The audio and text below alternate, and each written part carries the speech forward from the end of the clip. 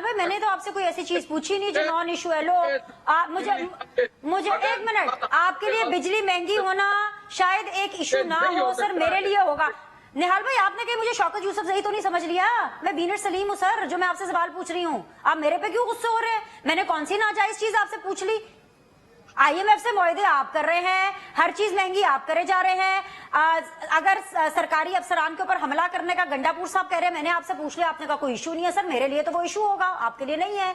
मैंने अगर आपसे ये पूछ लिया सर कि भाई जो 9 मई, मतलब मैं तो शौक में हूं सर, हमें तो हर कोई यही बताता है कि एक पाकिस्तान है 9 मई से पहले का, एक पाकिस्तान है 9 मई के बाद का। अगर 9 मई के ऊपर करने वालों के ऊपर दहशतगर्दी के मुकदमात और उनके ऊपर वो एक्ट ही नहीं लग रहे, तो इसका मतलब है ये तो एक नॉर्मल लॉ एंड ऑर्डर का मसला है ना, तो सारी प्रैक्टिस खत्म हो गई। फिर क्यों PTI को ताना देंगे हम? फिर आप क्यों देंगे ताना शौकत यूसुफजई साहब को कि जी आपने 9 मई की है? आपके लिए ये इशू ही नहीं है, आप मेरे पे गुस्से हो रहे हैं। निहाल भाई, आपको पता है ना कि मैं प्लांटेड शोज नहीं करती हूँ, और मैं जो है डिसाइड करके भी शोज नहीं करती हूँ। ये आपकी ख्वाहिश पर तो मैं नहीं करूंगी शो, मैं आपकी ख्वाहिश पर तो नहीं करूंगी। आपने नवाज शरीफ की तस्वीर वाले थैले क्यों दिए? पहले ये बताएं, आधे लोगों को तो थैले मिले भी नहीं, 12 करोड़ आवाम को थैले मिले पंजाब की। क्यों ना दे? नवाज शरीफ की हुकूमत है, उसकी नाम की वो PMLN की हुकूमत है, क्यों ना दे? क्यों ना दे भाई? हर के नाम पे दिया जाता है जो तनख्वाह। सर आपने तस्वीरें खींच करके राशन दिए, तस्वीरें खींच करके आपने वो थैले वापस ले लिए। आप कराची बैठे हैं, आपको नहीं पता? अरबों रुपए की कमर्शियल्स टेलीविजन पे चल रही हैं, आपको नहीं पता सर? आप ना जाएं डेंजर जोन में जी। तो मार्केट में बेचा जाए, उसको पकड़ करने के लिए, ताकि कोई मार्केट में दुकान में ना सजे, ये गरीब तक ही पहुंचे, ये एक शनाख्त है। चोरी से बचाने के लिए आवाम के हुकूक पे कोई डाका ना डाल सके, इसलिए नवाज शरीफ पे निगाहबान मोनोग्राम हमने लगा दिया है। ठीक है, नवाज शरीफ साहब की जो तस्वीर, हमारी नीयत को तो देखें ना। ठीक सर, हमारी नीयत ये है कि पाकिस्तान के आम गरीब लोगों तक नवाज शरीफ की तस्वीर नाकाबिले फरोख्त है। चलें जी, निहाल भाई को रोजा लग रहा है, निहाल भाई थोड़ा सा रेस्ट करें। मैं आपकी इजाजत से, नाराज नहीं होना, आप मेरे बड़े मोहतरम भाई हैं, मेरा बड़ा आपसे एहतराम और प्यार का ताल्लुक है। मैं जरा बदर साहब के पास जाऊंगी। बदर साहब, निहाल भाई को तो लग रहा है रोजा, अब आप मुझे इसका जवाब दे दें कि भाई अगर 9 मई वालों पर दहशतगर्दी का एक्ट लगना ही नहीं है, तो इसका मतलब है ये एक नॉर्मल केस है। जो एक्सरसाइज पूरे 1 साल होती रही कि ओए होए होए ये हो गया, ओए होए होए ये हो गया, वो अब एक्सरसाइज नहीं है, वो अब एक नॉर्मल लॉ एंड ऑर्डर का मसला है सर। ये हमें सुप्रीम कोर्ट बता रहा है, ये एक सच है, ये एक फैक्ट है। तो मुझे बताइए कि अब आपका क्या लाहे अमल होगा, अब आपका इसके ऊपर क्या टेक होगा, आप क्या एड्रेस करेंगे? मुझे आप बताएंगी, सुप्रीम कोर्ट बताएगा या बीनर सलीम बताएगी? सर ये कानून कौन बताएगा? अरे निहाल भाई, मैं सवाल तो करूंगी ना, मैं बदर साहब से सवाल कर रही हूँ, मुझे सवाल तो करने दें। आपने कर दिया हमारे मासूम सुप्रीम कोर्ट के ऊपर, हम एक लफ्ज बोलते हैं चले आते हैं, आप मीडिया वाले जितना कुछ बोले। सर हम सवाल उठा रहे हैं ना सर, सुप्रीम कोर्ट ने आपको ना अहल किया था, मुझे थोड़ी ना अहल किया था। मैंने कभी वायलेशन नहीं की, मैं तो सवाल उठा रही हूँ। अब अगर आप जान की अमान पाओ, निहाल भाई थोड़ा सा हौसला करें, बदर साहब से जवाब ले लूं, आगे शौकत भाई भी बैठे हैं। जी बदर साहब जी, बीनर सलीम लगातार सवाल करेगी, आपने मेरा सवाल सुना, जुल्फिकार साहब जवाब दीजिए।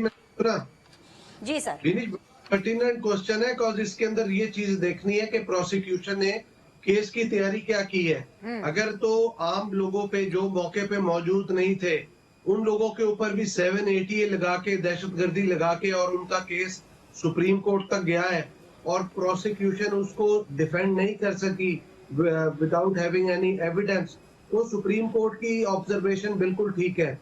लेकिन जो लोग मौके पे मौजूद थे और उनको बरी जिम्मा कर दिया गया, या उन्होंने पार्टियां चेंज कर ली, उनको छोड़ दिया गया, या जो मौके पे मौजूद थे, जो रूपोश हैं, या जो जिनको 780 लगी हुई है, उनको बेलें देनी है, तो फिर मैं ये समझता हूँ कि ये जो है प्रोसिक्यूशन की नाकामी है। तो उसके ऊपर सुप्रीम कोर्ट ने तो जो एविडेंस होगा, जो डॉक्यूमेंटेशन होगी, उसी के ऊपर क्वेश्चन करना है। सुप्रीम कोर्ट का यहाँ तक कहना कि पॉलिटिकल पार्टीज और पॉलिटिकल रैलीज के अंदर पॉलिटिकल वर्कर्स के ऊपर अगर 780 लगाएंगे, तो ये तो गलत बात है, नहीं करनी चाहिए। लेकिन जिन लोगों ने हमला किया है और जो लोग उस वाक़े के अंदर मुलव्वस थे, उनको छोड़ दिया जाएगा, तो मैं समझता हूँ ये फिर सरासर ज्यादती होगी। तो ये तो अभी इनिशियल हियरिंग है, अभी देखते हैं कि सुप्रीम कोर्ट के ऑनरेबल जजेस ने अपना इसके ऊपर वो दिया है, ऑब्जर्वेशन दी है। अभी जो जिन लोगों के बारे में डिस्कस किया जा रहा है, आया कि वो शामिल थे या नहीं थे, या उनके ऊपर गलत 780 लगी हुई है, तो ये कोर्ट्स ने डिसाइड करना है। ये आप और मैं डिसाइड नहीं कर सकते।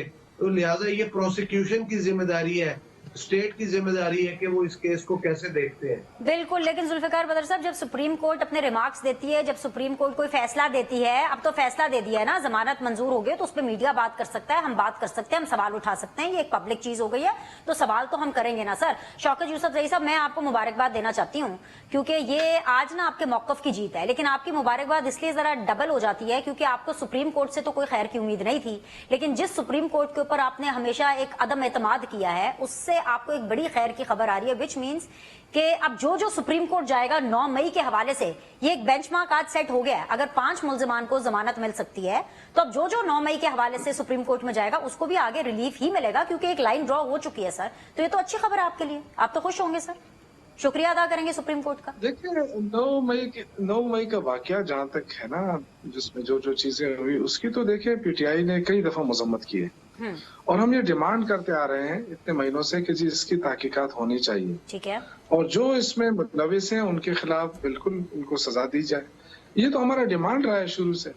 बदकिस्मती ये कि देखें निगरान हुकूमत आई, शहबाज शरीफ साहब 1.5 साल पहले रहे, फिर उसके बाद अभी दोबारा आ गए, कभी भी इन्होंने तहकीकात नहीं की, और बहुत सारे बेगुनाह लोग जो है वो इस वक्त जेलों में, अभी भी बहुत सारे जेलों में।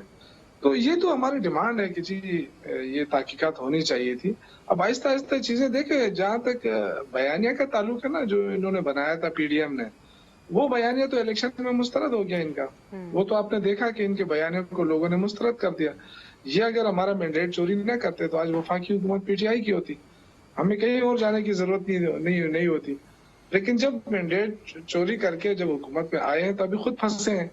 इनकी तो सब कुछ ये वो जो धंसना होता है ना इस तरह, तो ये सियासी दलदल के अंदर जो फंसी है ना नून लीग, अब ये देखे कि इसका फ्यूचर क्या होगा। अब तो नवाज शरीफ साहब तो मेरे ख्याल से, मुझे जहाँ तक मेरे इल्म में आई है, वो तो वापस जाने वाले हैं। वो तो बिल्कुल इस चीज से दिल बर्दाश्त हो गए हैं कि ये हुआ क्या है मेरे साथ। तो उन्होंने केसेस खत्म करने थे, चलो ये काम उन्होंने कर दिया मिलके, और केसेस अपने खत्म करा दिए, अपने बेटों के केसेस भी खत्म करा दिए। तो अब तो इन्होंने पाकिस्तान में नहीं रहना, अपने ना वो है, ये तो वापस जाएंगे, क्योंकि यहाँ उनका दम घुट रहा है, यहाँ पे उनको कोई अहमियत ही नहीं मिल रही है। उनको शहबाज शरीफ जो है वो किससे जोड़ तोड़ करके खुद वजीर आजम बन गए हैं, तो वो मुश्किल उन्होंने अपनी बेटी को वजीर आला बनाया, लेकिन आगे मुश्किलात बहुत ज्यादा है। ये जो IMF के इस पे जो हम बड़े कामयाबी के दावे कर रहे हैं, तो जो इन्होंने आखिरी किस्त इनको मिलेगी, लेकिन उससे पहले जो महंगाई का सैलाब आएगा, जो तूफान आएगा, वो बहुत मुश्किल है, उससे बचना। देखिए सियासी लोगों का क्या होता है, किरदार होता है, अवामी की सपोर्ट होती है, तो ये तो अवामी सपोर्ट अब से अब चली जाएगी। आप बिजली जिस तरह जो अभी गर्मी आ रही है, तो आज आप यकीन करें कि मैंने सिर्फ यानी कि गैस और इसके जो बिल जमा कराया ना, तो मैं अल्लाह जानता है कि मेरे पे क्या गुजरी है। तो एक जो आम आदमी होगा वो क्या करेगा आप बताएं, जो उसका इस मुल्क के अंदर कारोबार भी खत्म हो गया, कारखाने भी बंद होने जाएंगे, बहुत सारे कारखाने अब बंद हो जाएंगे, जिस तरह बिजली महंगी होती जाएगी और कम होती जाएगी, तो आप कम्पीट ही नहीं कर सकेंगे मार्केट में, तो क्या किधर एक्सपोर्ट हम किधर ले जाएंगे।